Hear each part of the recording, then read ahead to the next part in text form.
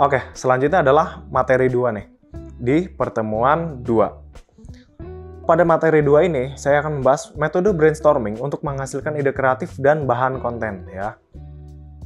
Oke, kita lanjut dulu. Nah, ini studi kasusnya adalah menciptakan kampanye pemasaran yang kreatif gitu. Nah, ini ceritanya adalah sebuah perusahaan ingin mengembangkan kampanye pemasaran yang inovatif untuk menarik perhatian pelanggan baru. Ini ada penerapan brainstorming, jadi ada 3 poin ya. Yang pertama adalah sesi brainstorming diadakan dengan melibatkan tim pemasaran. Nah, yang kedua adalah ide-ide dikumpulkan dengan metode brainwriting dan round robin. Yang ketiga adalah ide yang paling menjanjikan dipilih dan dikembangkan gitu ya.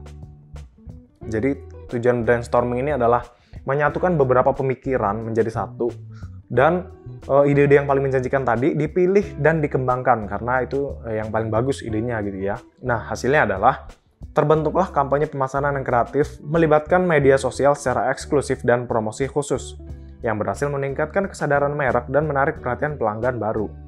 Gitu. Oke, apa sih brainstorming itu? Brainstorming adalah suatu teknik berpikir kelompok ya, yang dirancang untuk memunculkan ide kreatif secara cepat dan tanpa penilaian. Gitu. Jadi brainstorming itu biasanya dilakukan oleh tim atau dalam kelompok gitu ya. Nah, jadi dalam satu tim, supaya kita muncul ide kreatifnya, kita perlu mengeluarkan ide masing-masing gitu. Jadi misalnya si A, dia akan mengeluarkan sebuah statement. Nah, B itu akan mengeluarkan sebuah statement. Dan C biasanya akan muncul nih, akan ke-trigger atau kepicu gitu ya, ide kreativitasnya dalam menyampaikan pendapat atau ide gitu. Jadi itulah fungsi brainstorming, supaya ide kreatif muncul dan ide kreatif yang muncul secara cepat dan tanpa penilaian. Langkah-langkah metode brainstorming gitu. Yang di sini ada 5 langkah-langkah ya sebelum kita melaksanakan brainstorming sampai akhirnya brainstorming itu menghasilkan sebuah ide. Gitu. Yang pertama, tentu saja persiapan. Kita harus menyiapkan semuanya sebelum melakukan brainstorming gitu ya. Apa yang mau di brainstorming dan segala macamnya. Itu Lanjutnya adalah sesi brainstorming. Nah, disinilah sebuah kelompok atau sebuah tim bertukar pikiran dan ide dan mendukung ide satu sama lain. Gitu. Yang ketiga adalah teknik brainstorming. Nah, di sini teknik-teknik brainstorming ada beberapa yang mungkin nanti dijelaskan di slide selanjutnya. Yang selanjutnya adalah penilaian ide.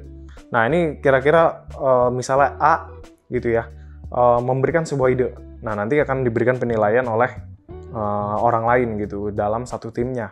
Nah, yang terakhir tentu aja implementasi ide. Jadi setelah idenya dikumpulkan di brainstorming gitu ya, nah waktunya kita melaksanakan ide tersebut gitu.